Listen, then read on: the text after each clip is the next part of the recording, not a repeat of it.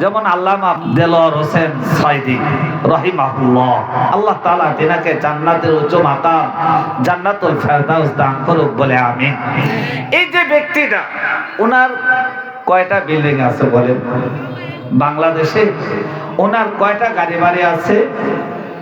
আছে কত কোটি, কত শো কোটি টাকার মালিক। কিন্তু আল্লাহ তাআলা কোরআনের খেদমত করার কারণে, তিনি কোরআন ধারক এবং বাহক হওয়ার কারণে আল্লাহ রাব্বুল আলামিন এই বাংলাদেশ নয় সারা পৃথিবীতে দেলোয়ার হোসেন সাইদি রাহিমাহুল্লাহকে চিনে, ঠিক কিনা? ঠিক কিনা? এই জন্য আমার আল্লাহ বলেন ওয়ারাফা'না লাকা যিকরাক। হে নবী, কাফের মুশরিক বেদিন সবাই আদা দল খেয়ে আপনাকে লাঞ্ছিত অপমানিত করতে চাইবে, তারা আপনাকে কষ্ট পাবে।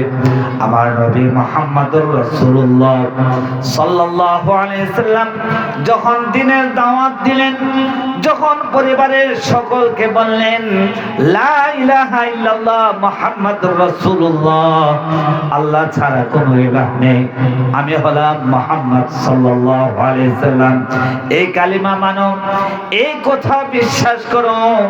যখন তিনি জাতির সামনে কথা বললেন, গ্রামের মানুষের কাছে, আত্মীয়দের কাছে বললেন, তখনই তারা রাসূলুল্লাহ সাল্লাল্লাহু আলাইহি সাল্লামের বিরোধিতা শুরু করলো, ঠিক কিনা? শুধু বিরোধিতা নয়, তিনি হাটে বাজারে যেখানে অবস্থান করতেন সেখানে তারা অ্যাটাক করত।